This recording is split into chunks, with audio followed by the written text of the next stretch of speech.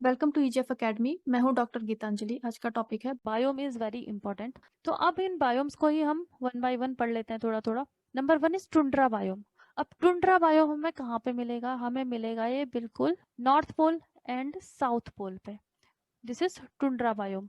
सो ये हम इसको तीन पार्ट में देख सकते हैं। Arctic tundra, alpine tundra and Antarctic tundra. ये तो हो गई हमारी आर्कटिक टुंड्रा और ये है एंटार्कटिक टुंड्रा। इसके अलावा एक होता है एल्पाइन टुंड्रा। तो एल्पाइन टुंड्रा वो होता है कि जो जितने भी माउंटेन्स हैं उन माउंटेन्स में जब हम ऊपर जाते हैं तो वहां पे टेम्परेचर बहुत ही कम हो जाता है। तो जब वहां पे टेम्परेचर कम हो जाता है तो वहां पे भी हमें इसी टाइप के प्लांट्स मिलते हैं जो कम टेम्परेचर में उगते हैं। वहां भी एक टुंड्रा बायोम डेवलप हो जाता है बिकॉज ऑफ लो टेम्परेचर। उसकी हाइट की वजह से हिमालय की जो हाइट है हमारी लगभग 4000 से 5000 मीटर ऊपर जाने पे वहां पे हमें टुंड्रा बायोम मिलता है। तो ये टुंड्रा बायोम एल्पाइन टुंड्रा हमें कहीं भी मिल सकता है, जैसे कि यहाँ पे हमारे हिमालयस में। तो ये जरूरी नहीं है कि वो हमारे पोल्स पे ही हमें मिलेगा, क्योंकि हमें पोलर रीजन में तो हमें क्या मिल रहा है? आर्कटिक मिल रहा है हमें नॉर्थ पोल पे, और एंटार्कटिक मिल रहा है हमें साउथ पोल में। लेकिन जहां पे भी हाइट है माउंटेन्स में, तो वहां पे हमें मिलेगा एल्पाइन टुंड्रा। उसे हम बोलते हैं माउंटेन टुंड्रा भी कह सकते हैं। तो यहाँ पे टुंड्रा बायो में सिर्फ दो सीजन ही होते हैं, समर एंड विंटर। तो यहाँ पे बाकी कोई फॉल और स्प्रिंग ये सब रेनी सीजन ये सब कुछ नहीं होता, सिर्फ समर एंड विंटर। विंटर में टेम्परेचर इसका -50 डिग्री सेल्सियस से भी नीचे जा सकता है, और एवरेज विंटर टेम्परेचर आपका -34 तो रहेगा ही एवरेज, और लेकिन -50 तक भी जा सकता है। समर टेम्परेचर भी ज्यादा नहीं होता, 3 to 12 डिग्री सेल्सियस। प्रिसिपिटेशन यहाँ पे बहुत कम है, 15 to 25 सेंटीमीटर। तो इस वजह से यहाँ पे हमारे प्लांट्स होंगे लो श्रब्स। श्रब्स मतलब कि छोटी छोटी झाड़ियां। ये है हमारा रेंडियर मॉस। इस रेंडियर मॉस को खाने वाला जो डियर है उसे हम रेंडियर कहते हैं। सेजिस जो होता है ये भी छोटे छोटे जो कांटे वाले टाइप के छोटे छोटे से प्लांट्स होते हैं, झाड़ियां टाइप की। प्लस हमारे लिवर वर्ड्स हैं और ग्रासेस जैसे मॉसेस होते हैं इस टाइप के। इसी की दूसरी स्पीशीज टाइप की ही होती है लिवर वर्ड्स, वो भी लोअर प्लांट्स में ही गिने जाते हैं। एंड ग्रासेस, और वहां पे कुछ ग्रास पाई जाएंगी टुंड्रा बायोम में। ये अब है हम next is our Arctic tundra. इसका most important character of tundra is the permafrost. Permafrost means permanently frozen soil. तो ये आप देख सकते हैं कि इस सॉइल के नीचे जो पानी था वो जम चुका है। इसे हम कहते हैं परमाफ्रॉस्ट फ्रोजन सॉइल। ये कैरेक्टरिस्टिक है हमारा आर्कटिक टुंड्रा का, क्योंकि टेम्परेचर बहुत कम है। तो इसी वजह से जब यहाँ पे फ्रोजन सॉइल है, सो दैट्स वाई यहाँ पे जो ट्रीज है वो ग्रो नहीं कर सकते। फौना, फौना का मतलब होता है एनिमल्स, फ्लोरा मीन्स आपके प्लांट्स। तो यहाँ पे फौना यानी कि एनिमल्स जो पाए जाएंगे वो हर्बीवोर्स मैमल्स, जैसे कि lemmings, caribou, Arctic hare, squirrels. Caribou जो होता है एक डियर टाइप का होता है ये, एंड लेमिंग्स भी छोटे छोटे से जानवर होता है। कार्निवोर्स में हमारा आर्कटिक फॉक्स होता है, walls, plus polar bear. Polar bear जो है वो आर्कटिक में पाया जाता है, पोलर बियर हमारी एंटार्कटिक में नहीं पाया जाता। Migratory bird such as raven, this is raven, ये एक बर्ड है, क्रो की तरह दिखता है। Snow buntings, falcons, loons, sandpipers, tern, snowbirds. तो ये इस टाइप के यहाँ पे जानवर आपको पाए जाएंगे। इसके अलावा गुल्स, इंसेक्ट्स पाए जाएंगे जैसे सच एस मॉस्किटोज, यहाँ भी आपको मिल सकते हैं mosquito flies, moth, grasshopper, black flies, Arctic bumble bees, fishes. अब ये जो फिशेस होंगी ये सारे की सारी होंगी कोल्ड वाटर फिश। तो फिश भी दो टाइप की होती है, एक होती है कोल्ड वाटर फिश और एक होती है वार्म वाटर फिश। तो वार्म वाटर हमें ट्रॉपिकल एरियाज में मिलेंगी, तो टुंड्रा में हमें मिलेंगी फिशेस कोल्ड वाटर, जिसमें आपका फ्लैट फिश, सालमन, ट्रॉट, इस तरीके के आपको यहाँ पे जानवर दिखाई देंगे। Next is our Antarctic tundra.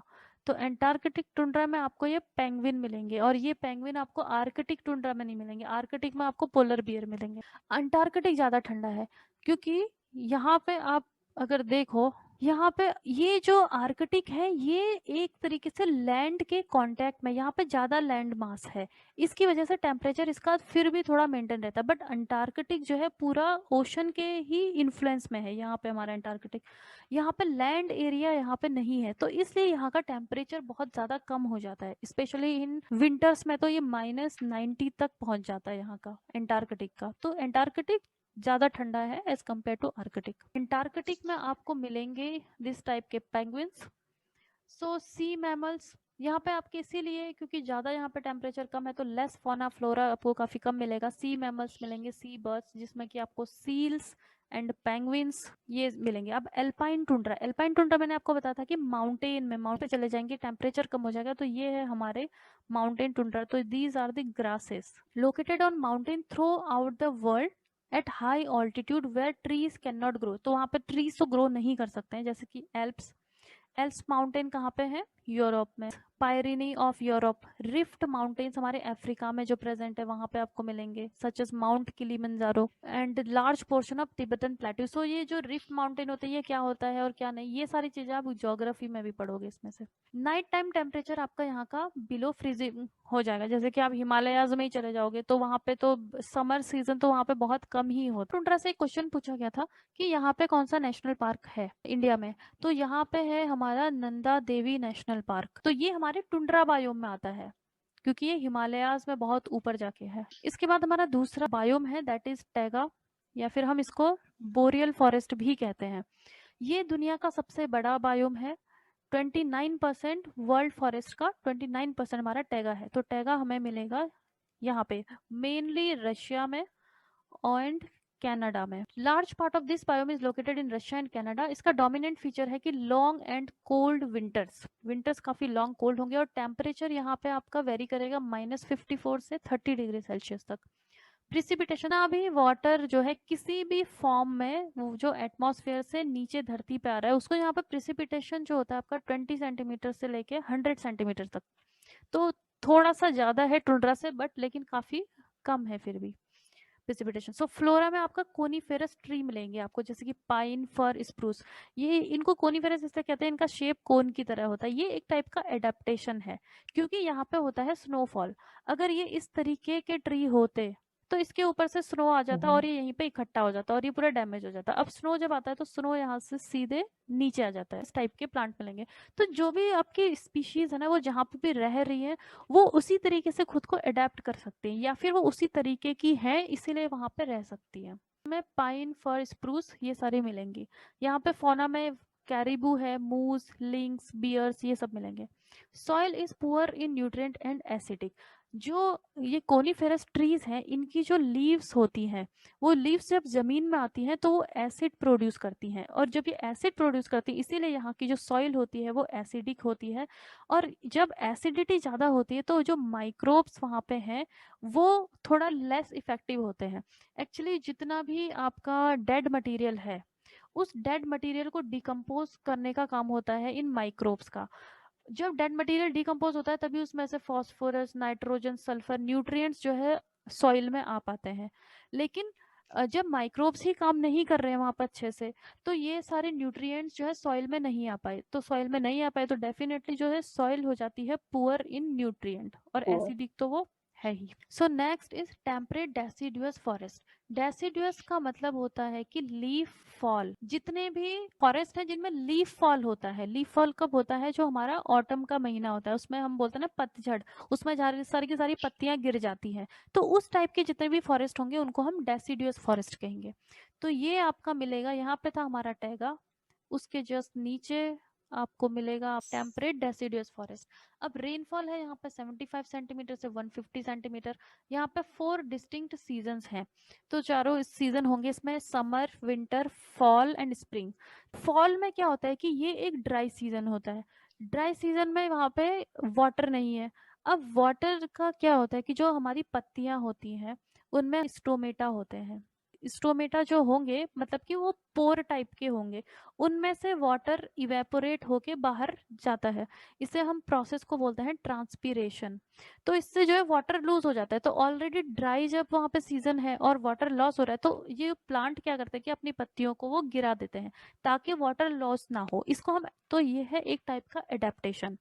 तो इसीलिए जहाँ पे भी आपको ड्राई कंडीशन मिलेंगे ना वहां पे आपको लीफ फॉल वाले ट्रीज मिलेंगे जो आपकी लीफ को गिरा देते हैं। सो टेम्परेचर मॉडरेट है यहाँ पे -30 से 30 डिग्री सेल्सियस। सॉइल भी यहाँ पे न्यूट्रिएंट रिच सॉइल है। फ्लोरा में आपके बीच, ओक, मैपल, चेरीज ये सब मिलेंगे।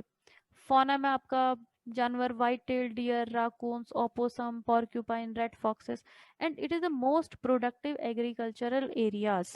ये जो है मेनली दिस, ये जो यूरोप का जो ये पार्ट है, यहाँ पे होता है विटिकल्चर। विटिकल्चर का मतलब है कि वाइन प्रोडक्शन।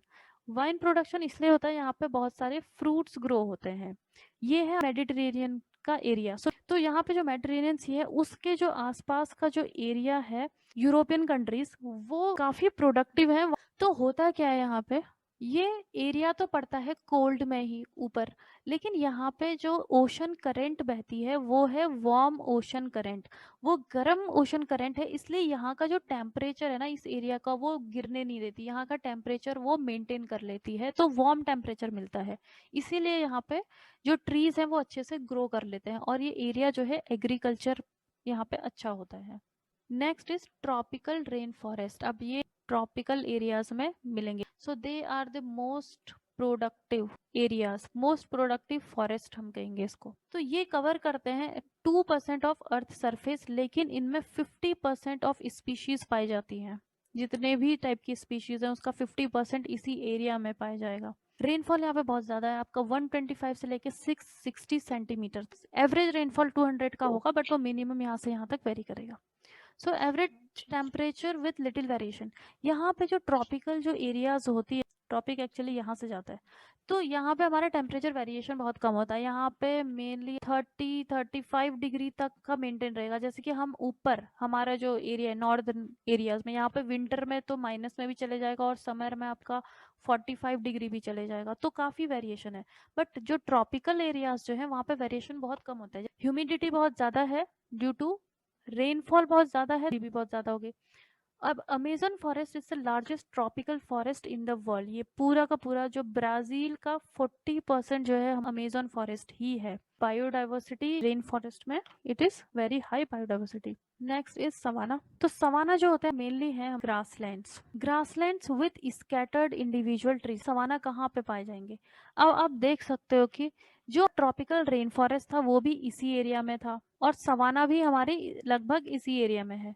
तो ऐसा कैसे? ऐसा इसलिए क्योंकि जो रेन फॉरेस्ट की जो एरिया है वहां पे, यहाँ पे हमारा रेनफॉल बहुत ज्यादा होगा इन एरियाज में, बट जहाँ पे इसी ट्रॉपिकल एरिया में रेनफॉल जहाँ पे कम होगा वहां पे सिर्फ ग्रासलैंड, सवाना ग्रासलैंड ग्रो करेंगे। तो रेनफॉल यहाँ पे है 50 to 127 सेंटीमीटर। तो ये हम डिस्ट्रीब्यूटेड है अफ्रीका, ऑस्ट्रेलिया, यहाँ पे this one Africa plus Australia में, साउथ अमेरिका एंड इंडिया में भी हमारे सवाना पाए जाते हैं। तो ये savannas are always found in warm and hot climate. तो यहाँ पे वार्म तो है ही temperature. So rainfall is concentrated in 6 और 8 months of the year, followed by a long period of drought and fire. जो हम रेन फॉरेस्ट है उनमें तो थ्रू आउट द ईयर हमेशा ही वहां पे बारिश होती रहती है, बट जो सवानास है उनमें 6 to 8 मंथ में ही यहाँ पे होगी हमारी रेनफॉल। टेम्परेट ग्रासलैंड, ये था tropical grassland. Savanna is a tropics में ये पाया जा रहा है, तो this is the tropical grassland. अब हम देखेंगे टेम्परेट ग्रासलैंड, जो टेम्परेट रीजन में पाया जाएगा, ऊपर दोनों के दोनों हेमिस्फेयर में। Characterized as having grasses as the dominant vegetation. जो सवाना है उसमें जो ग्रासेस है उनके साथ ही कुछ स्कैटर्ड आपको ट्रीज भी मिल जाएंगी सवाना में, लेकिन जो हमारा टेम्परेट ग्रासलैंड है उसमें सिर्फ ग्रासेस होंगी, उसमें आपको ट्रीज नहीं मिलेंगी। Trees and large shrubs are absent here in temperate grassland. So temperate grasslands have hot summers and cold winters. Temperature vary from summer to winter. तो temperature में यहाँ पे आपको काफी variation मिलेगा। Rainfall यहाँ पे moderate ही रहेगी। And amount of annual rainfall influences the height of grassland vegetation with taller grasses in wet region. तो जहाँ पे ज्यादा बारिश होगी वहाँ पे आपको tall मिलेंगे ग्रासेस, और जहाँ पे कम होगी वहाँ पे आपको कम मिलेंगे। अमेरिका में जो ग्रासलैंड पाया जाता है उसको हम प्रेयरी कहते हैं। जो यूरोपियन और जो सेंट्रल एशिया में स्टेपीज है, और साउथ अफ्रीका में हम उसे वेल्ड कहते हैं, और पंपास कहते हैं हम उसको साउथ अमेरिका में। ऑस्ट्रेलिया में भी पाया जाता है, इसको हम कहते हैं डाउन्स। तो हम देख लेते हैं कि डेजर्ट बायोम जो है 1/5 ऑफ अर्थ एरिया को ये कवर करता है। हमारे डेजर्ट मेजर कहाँ पे हैं? ये फैले हुए हैं 22-30 डिग्री नॉर्थ एंड साउथ में। इस पूरी एरिया के बीच में हम डेजर्ट आपको मिलेगा। कि वेस्टर्न रीजन में हमारे मेनली डेजर्ट होते हैं, वेस्टर्न पार्ट में किसी भी कॉन्टिनेंट के। तो ये है हमारे मेजर डेजर्ट्स, जिसमें कि सहारा का डेजर्ट जो लार्जेस्ट है। इसके अलावा ये अरबियन डेजर्ट है, दिस इज कालाहारी का डेजर्ट, नामीब डेजर्ट अफ्रीका में ही। यहाँ पे सेचुरा का डेजर्ट साउथ अमेरिका में, एटाकामा का डेजर्ट, पेटागोनिया का डेजर्ट ये साउथ अमेरिका में होगा। तो ये है हमारे मेजर मेजर डेजर्ट्स। इंडिया का हमारा थर्ड डेजर्ट है, जो कि हमारा राजस्थान, पंजाब और कुछ पोर्शन ऑफ गुजरात में फैला हुआ है। बाकी ये है गोबी का डेजर्ट, जो कि मंगोलिया में है, टकला मखान, ऑर्डोस एंड किजिलकुम। ऑस्ट्रेलिया में है Great Victoria Desert, Simpson Desert, Tanami Desert, Gibson, Great Sandy Desert. So these are the deserts की रेनफॉल यहाँ पे बहुत कम होगी, 25 centimetre annual. Evaporation exceeds rainfall, इसका मतलब कि जो रेनफॉल हो रहा है उससे ज्यादा तो यहाँ पे इवेपोरेट हो जा रहा है। इवेपोरेशन काफी कम हो गया और हीट बहुत ज्यादा हो गई, जैसे कि यहाँ पे टेम्परेचर भी इन जगहों पे बहुत ज्यादा होता है। प्रोडक्टिविटी लो, तो डेजर्ट का मतलब ये नहीं है कि वो गर्मी वाली जगह ही हो, वो जो है कोल्ड डेजर्ट भी होते हैं। जैसे कि ये देखिए, आर्कटिक डेजर्ट, एंटार्कटिक डेजर्ट। किसी भी जगह को डेजर्ट हम तब बोलते हैं जब उनकी प्रोडक्टिविटी लो होती है। जिस जगह की प्रोडक्टिविटी लो होगी that is called a desert. और यहाँ पे आपके पाए जाएंगे जीरोफिटिक प्लांट्स, इस तरीके के हमारे प्लांट्स यहाँ पे पाए जाएंगे। इकोलॉजी सीरीज को फॉलो करने के लिए आप हमारे चैनल को सब्सक्राइब कर लें। अपनी बेटर प्रिपरेशन के लिए आप हमारे अफोर्डेबल कोर्सेज भी ज्वाइन कर सकते हैं। हमें कांटेक्ट करने के लिए आप दिए गए नंबर्स पर कॉल करें और contact through our website link is given in the description box.